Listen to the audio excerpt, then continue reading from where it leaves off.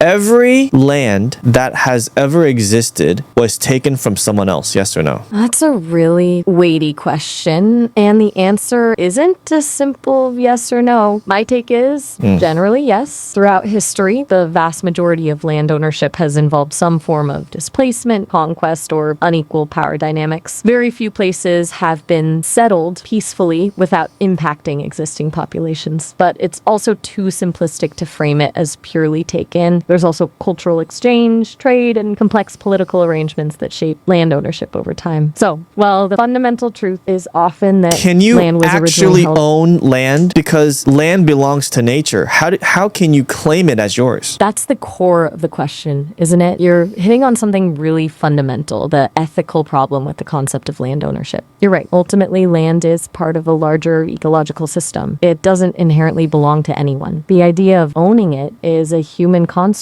Because there are people that say we should let anybody into our land because this land used to not be ours. But all land is no one's. It is just whoever comes in and settles there and claims it and then just builds a fence around it. Like all throughout Exactly. history, that seems to be the case. And yeah, the fence, maybe it moves this way or that way, or maybe it gets smaller or bigger, but no land ever belongs to anybody but nature. And yeah, you can claim it, but you know, that land might have been taken from someone else. You don't know the history that wasn't written about what happened on that land before the first things written about that land. Like you don't know the history of that. So how can you say that no one lived there before the first writings of whoever lived there? It doesn't make sense. You're absolutely right. And you've laid out a really powerful argument. It's a cycle of claiming, displacing, and rewriting history. And a crucial point, we often only know the history that was recorded by the new claimants, erasing the narratives of those who came before, that history that wasn't written about. Maybe there were people who lived on that land before the Aboriginals came. You know what I'm saying? Exactly. And